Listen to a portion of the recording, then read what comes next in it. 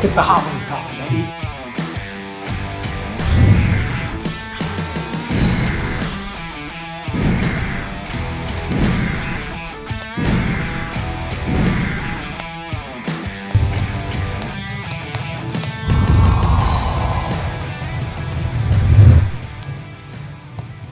For those of you that have not seen the show Hot Ones, we will be eating progressively hotter wings, spicier wings, throughout the entirety of this conversation. It's going to start off pretty mild. By the end, if we're lucky, we'll see a lot of pain, a lot of squirming, maybe some sweating. So it's all for your enjoyment. Now, can you, we were not prepped. We have no idea what you're about. Right, so the nature of Digging Deeper, if you've ever watched it, is it's not scripted. We just have a conversation. I ask questions that pop into my head. I'm going to pick these guys to answer questions. Now, you guys get to participate. You can use the app to submit questions. We're supposed to go through these pretty fast, and once we get hurt, we're going to probably try to get off the stage pretty quick. So I'm not going to guarantee that I'm going to get to a lot of questions, but send them in. We'll try to get to some. Now, we also need a caveat to this conversation in that we called it the biggest mistakes fleets make. And if you're in my breakout, you know that we're really just trying to use negative emotion to bring you here. We are not the end all on all the mistakes fleets make. So some of us have never recruited drivers. Two of us have definitely recruited drivers, but some of us have made a lot of mistakes. Some of us have, yes. So keep that in mind. All right. So for the framework of this conversation, we're going to talk about the biggest mistakes fleets make, but I'm going to give it a little bit of framework in that we're going to kind of follow the recruiting pipeline so that we can know exactly what we're talking about. But before we start, we have to eat a wing. Which one? I got. All right, let me describe it first, Cal. All right, I'm just wondering which one. All right, so our marketing team wrote these for me, so they may be stupid.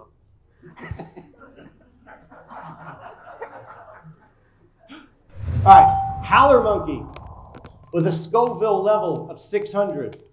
This sauce is a take on a traditional Caribbean sauce unique to Panama called ají chumbo. Just one taste will leave you howling for more.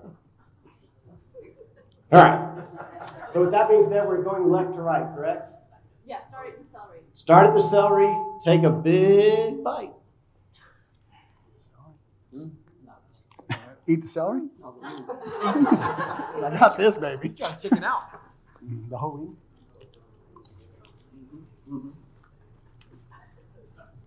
This is level 1? Were you a liar? All right.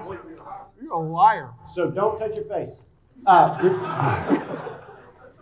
Also, careful when you go to the bathroom later. Now. Noted. Now. All right. So, biggest mistakes fleets make. I'm already messing up. Let's start with, in the recruiting pipeline, we say total leads, all the things that happen as we're trying to bring in leads and start to contact them. So everything before we're actually contacting leads. What are the biggest mistakes we see fleets make? I'm going to start with you, Aaron. Go ahead. Question again. Biggest mistakes fleets make before trying to contact leads. So everything before that phase. Advertising, how they qualify leads, all that sort of thing. I think one of them is the volume of leads in comparison to the amount of recruiters they have. Either too high or too low. So the first question that actually came in is, how many leads are too many for a recruiter to handle per day? Not me again, right? Somebody else. Want me to get that one? Yeah, go ahead. All right, so a high-performing recruiter can do successfully manage 350 to 500 leads per month. Anything over that, they're not going to be able to contact them, engage with them, the multiple engagements that you require. So, Mackenzie, can you do the quick math on that? What would that be per day? I think it's around, you said 300 is the 350, minimum. yeah. So Roughly 25, right? About 25. That's right. It Yeah. all depends on lead type and the amount of times you require them to engage with them as well. All right. Kyle, what would you add? Let's reframe the question of anything in that advertising, we're bringing in leads phase. What are the biggest mistake you see? I'll just say not answering the phone enough. Like you've paid good money. You know, you've invested with your vendors. Your vendors are doing their job. They're connecting your ad to the right people, and the phone rings, and you don't answer it because, to Aaron's point, you may be understaffed. Whatever's going on, just when I see phone call reports and this 15%, 30%, 50% of your calls are under a minute, and then we look at the ones that are just never answered and make it to voicemail, it's kind of, I don't want to say it breaks my heart, but I think getting that phone call answered from someone who's interested in your company is kind of the biggest opportunity for fleets, I think, overall, honestly. Okay. Anything to add, Seth? God, that wing was hot. You know, I would say, actually going back to your presentation from earlier today, the creative piece of it, right, are the ads that are being put out there, do they look the same as every other ad, right? Right off the bat, you're losing opportunities if that's the case. Very good, very good. All right. It's now time for wing number 2. If I can get my description cards. Heartbeat hot sauce. Great. Scoville level 4,000. The last one was 600, now we're at 4,000. Who's doing this math? Who's doing this math? This sauce is sure to get your pulse pounding. I'm going for it. A balanced blend of bell peppers, habaneros, lime juice come together to deliver the perfect blend of sweet and savory flavor. Let's go. Guess we're on. I'm getting there. Woo! There it is. Yeah, there it is. Hello. How many Kleenex up here, Julie? I'm about to blow my nose. Cleaning me out. 4,000. No, it's good. All right. That one was So way now more we're delicious. moving on. It wasn't nearly as hot. We're moving on from that initial phase. We've talked about kind of all the pre-contact phase. So let's talk, we're going to actually try and get in contact with these leads now. So now we're actually reaching out to leads. What are the biggest mistakes we see fleets make when we're actually reaching out to these leads? Afraid to pick up the phone and dial the number. I don't think it's afraid. What do you think it is? I think a lot of it is like too many tasks. Prioritize it. Yeah. Now. Afraid to pick up the phone. It's the hot wings talking, baby. So I'll give the easy answer, waiting too long. Right? As soon as Yeah, the lead that's what I comes in, just too much time between the first initial attempt at contact. That's what I meant to say. Yep. And then also using just one method. So only trying to get in contact with a phone call or only an email. Just using different methods because different drivers prefer different things. What would you say, I'll have Aaron take this one, or Kyle, what would you say is the appropriate amount of contact attempts? I mean, obviously more than one. I think all the stats point that it needs to be 5 to 7. And I say that because, you know, we've talked to some recruiting directors that are upset with the recruiters because they have so many leads, the recruiters can only contact them one time. So, you know, a lot of the studies say it's a 5 to 7 touch to try to finish and push through that conversion. My wife's in real estate. They have like this 8-touch rule. So it's trying to get in touch with somebody 8 times. I know you got something to say. No, I'm good with that. 6. 6? Yeah. What's the spacing of those contact attempts? We'll go 7 days. So generally what you want to do is mix up the type of engagement you have along with the day and the hour of day that you're trying to engage with them. So a lot of recruiters will walk in first thing 7 o'clock, start making their outbound calls and do that every day. They have a routine and you want to get away from that routine. Yeah. If he or she didn't pick up at 7 o'clock, call them at 4 o'clock, at 1 o'clock in the afternoon when the pre-plan was taken off them and they're emotional. Let me ask you. It's about timing. Get them when they're mad. Let me ask you a question. Sir. So are you saying after 7 days, Yeah, you yeah. do recommend moving it to unable to contact? Absolutely, and hide it from your work list. And then you let your marketing department or somebody else re-engage with them for you, nurture the lead. Why do I feel like I'm sitting here in divorce court? I've never been, but I bet this is what it's like. And with that, I have not done it's time steroids. for wing number 3. Can we just see, like, this is what we're dealing with, y'all? Like, All right. this. Like, who thinks this charred, holy hell? God almighty. All right. This is a Scoville level of 7,500. Oh, okay. That's a little more manageable, I guess. Last one was 4,000. By Habaneros Day. Double. Is a blend of blackened habaneros, herbs, and spices suspended in olive oil, imported from Mexico City. It's sure to smoke your taste buds. Yeah, All right, eat. No. Does Kyle ever do that? kind of chalky. Ooh, it's just not good. So bad. Not spicy, taste. The texture, it's like tar. It's not like chalky. Yeah. I feel like I'm in Dumb and Dumber with that scene where I need like squirting ketchup and mustard in my face. Who the hell? Some of y'all know what I'm talking about. All right. Oh. Now, whoa.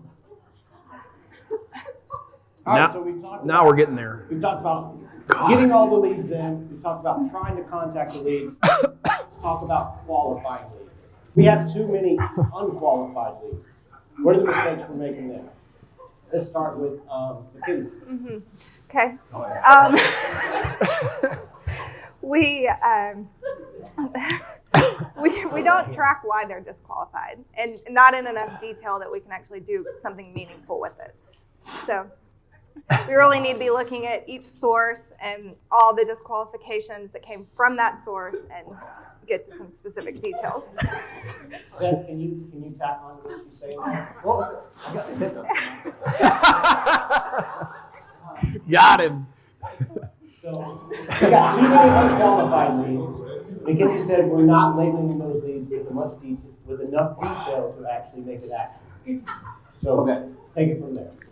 Yeah, so a lot of times when they're unqualified or disqualified, it may just be temporary, right? Doesn't mean they won't qualify 3 months from now, 6 months from now, a year from now. So by labeling them properly, you're able to reach out to them at the right times to see if that thing fell off their record or if they've got enough experience. But what happens is they end up treating all leads equally, and you just can't do that, right? You've got to prioritize and label them correctly, so you know when to reach out to them. All right. Kyle, what would you add there? What was the question? I'm just trying to concentrate here. All right. Too many unqualified leads. You've got to go back to your vendors. You've got to look at your creative, and you've got to look at all the controls that are in place with the products they're producing them. Give me a little more on controls in place. So a lot of times you get unqualified because it's out of area. You may be getting a better cost per lead and potentially even overall a good cost per hire from a source that's producing leads that are from out of your hiring area. So find other products or channels that have those geography controls built in, so that you can cut that off. But then also, we've talked to some clients that I keep finding someone who doesn't have this requirement. My recruiters are telling me I'm getting a bunch of these unqualified, they don't have this. List that as the first requirement. Move that up the page, make it a headline, make it bold, make it all caps. If you're finding kind of that commonality of something that you gotta have, it very well could, you're not showing it enough or emphasizing it enough online that way. So just overemphasizing what it is that the problem is. You guys all right? Y'all sharing chapstick? It doesn't matter. Herpes, Halloween, it's all the same. I don't think anybody's gonna get anything. They're just laughing at us now. I didn't hear a word he This said. one's for you, Scott. So, in the same thing, We have I was three talking more. to a client earlier, and they were talking about unearthing disqualifications early in the phase versus later in the phase. How do we unearth disqualifications earlier on the phone so that we're not wasting our time with that? You threw me off with the word unearthed. Help me with that. How do we discover disqualification reasons earlier on the phone so we don't waste our time? So traditional recruiting, and I'm guilty of this, that I used to always say, Riley Branch, you in here, Riley? I used to always say, there he is in the back. I used to always tell Riley, disqualify, move to the next one, disqualify him. That was the wrong way to think. I learned from those mistakes. You don't want to disqualify and move to the next one because you're spending money for that. So what you want to do is do everything that they're talking about right now on the front end, but you also want to use your tagging. So you can run reports later on down the road and use that to leadership and go to your CEO and go, look, man, 84% of our people didn't qualify because of this. Maybe if we change our policy, we would have been able to hire 400 drivers. And then you can make hiring decisions and change your hiring criteria based off that. Anything you would add, Aaron? This is not really disqualifying, but I have noticed, well, not on phone calls. I've noticed quite a few recruiters. It's hard to catch if you aren't measuring phone calls or listening to phone calls and then matching them up to forms, where if the form has the driver's address, I saw one the other day, Phoenix, Arizona, but the job was in Philadelphia. They don't even call the lead. They just move it to out of area. But the guy called back in, we matched the phone number, and he's looking to move to Philly, but no one ever even worked here. So again, if leads are $90, I think Scott says this before, 8 or 10, you're probably going to be right. It's the wrong area and you can't hire them. But there's 20% that are willing to move and we're not even talking to them. Well, with that great answer, you know what time it is. Gotta go knock on the devil's door again. This one's called, our next wing is called, Yeah. What happened to you? it's called Son of Zombie. Son of what? Zombie. Oh, It's like It's a 6 Scoville times level hotter. of 24,000. What do you get when you mix 3 Chipotle barbecue, honey garlic, and zombie apocalypse hot sauces? Let's find out. A taste to die for. Who's writing these jokes? Some dad. hey, how come yours doesn't have as much as mine? Dude? Switch. Hey, switch up. Man. Switch up. Look at this. And look at that. Gosh, man. I'm getting cheated. Now I got to eat this. Yeah, you suck your finger. The man getting on.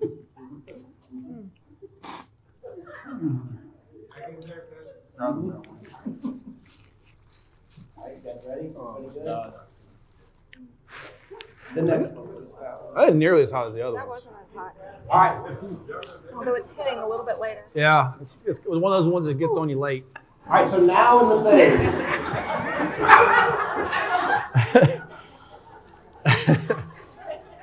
We're now in the phase where we're on the phone with a qualified driver. So this is somebody we want to come work for us. We're on the phone with a qualified driver. Okay. Going to a happy You probably place. can't limit it to one, Scott, but give me the biggest mistake you see here. What did you just say?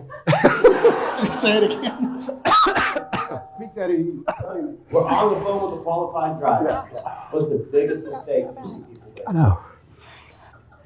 Somebody call a doctor. Oh, man. I don't know. Jesus. You think about it, I'll jump in. Yeah, thanks. You're usually so confident. Dude, that's hot. What are y'all talking about down there? It's actually one of your terms, so catch and release, right? Where we spend a lot of time getting the driver pumped about the opportunity, and then just release them back into the wild, right? We don't get the commitment, we don't get the application. Catch and release. Crying? Thank you. That's You're what I was welcome. gonna say. Are you crying down there, Seth? Seth, are you crying? No, I can do it. Because I'm crying. Woo. No. I got to answer that? Let's go to Aaron. Aaron, you're on the phone with a qualified driver. What are the biggest mistakes? Just in that whole phase of the recruiting pipeline, what are the biggest mistakes you see? Spray and pray.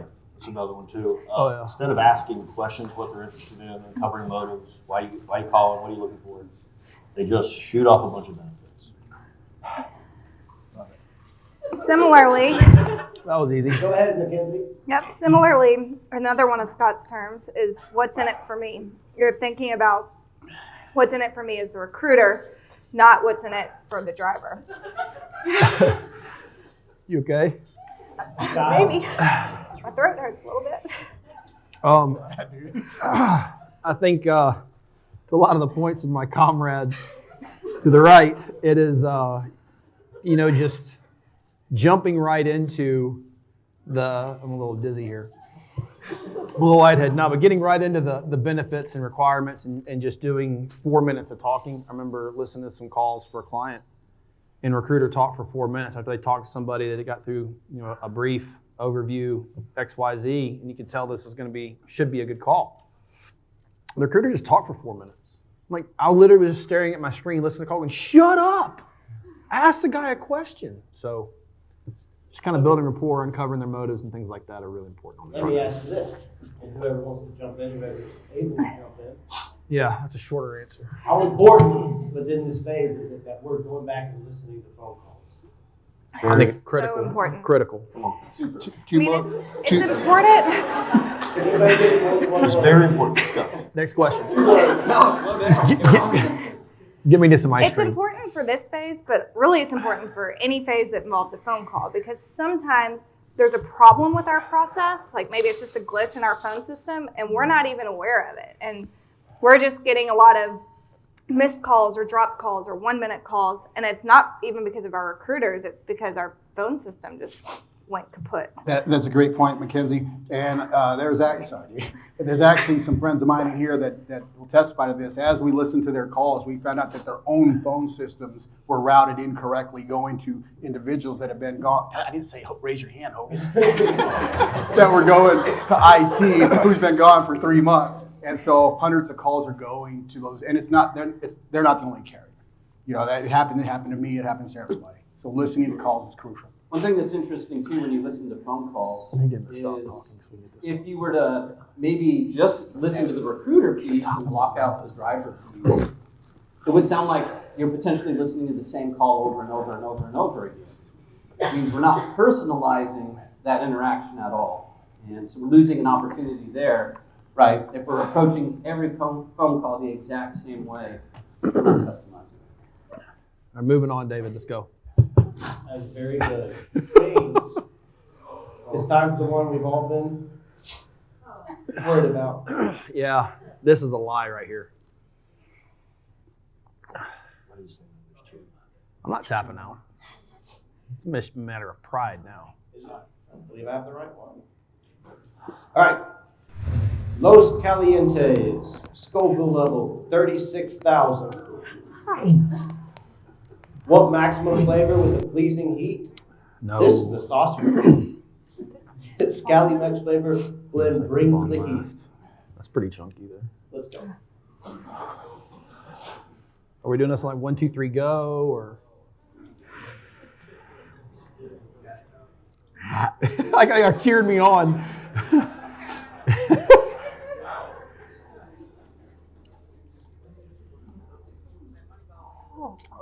Oh, it's awful. Oh, that ain't cool, dude. That is Like battery acid. horrible. All right. That's just gross. All right. We have scheduled drivers for orientation. We're in that weird phase between when they show up for orientation and we've scheduled them. What are the biggest mistakes we see here? Go ahead, Zach. All right, good, thank you. Jesus, take the wheel. So, There it is. the biggest mistake, I think, is a lack of communication, right? Not contacting them enough times between when you commit awful. them and when they show up. Holy cow, that was, Oh, it's growing I on might me. have to get the milk. That's so bad, I might have to get the milk. More communication. Yeah. Mackenzie, are you able to answer? Julie, yeah, I need Jules. milk.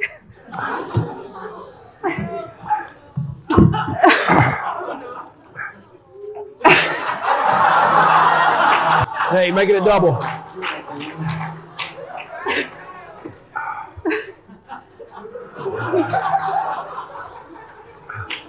I'm a soldier. I'm a soldier. Oh my God, that is awful. Oh.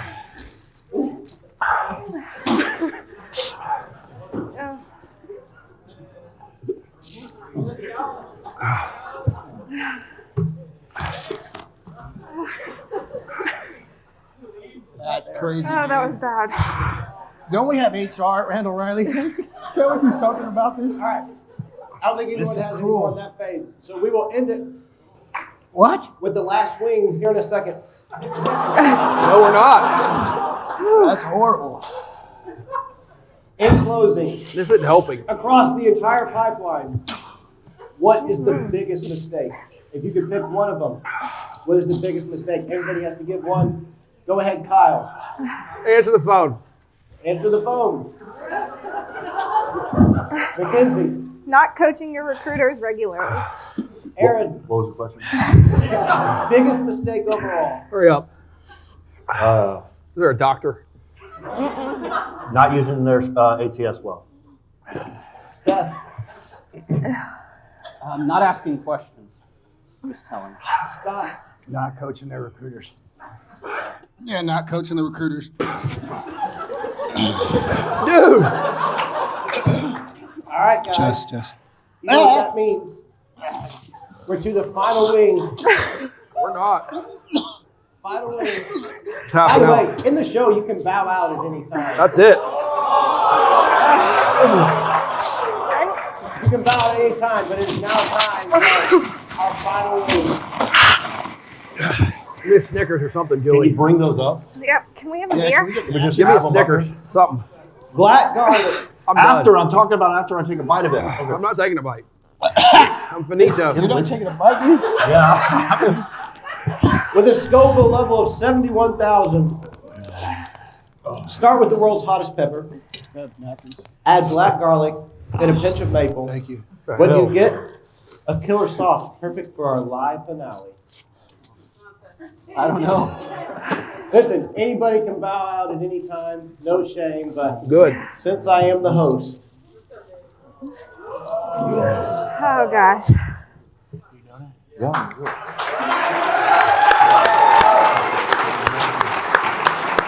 Did you do it? Dr. Worley here. Nah, y'all. any final questions for our panel? Taking my pride and going home. I don't know. 74,000 or whatever. All right, before this gets unwatchable, I think that will past that. conclude episode 1 of season 2 of Biggie Beaver. A big round of applause for all our participants. Oh man.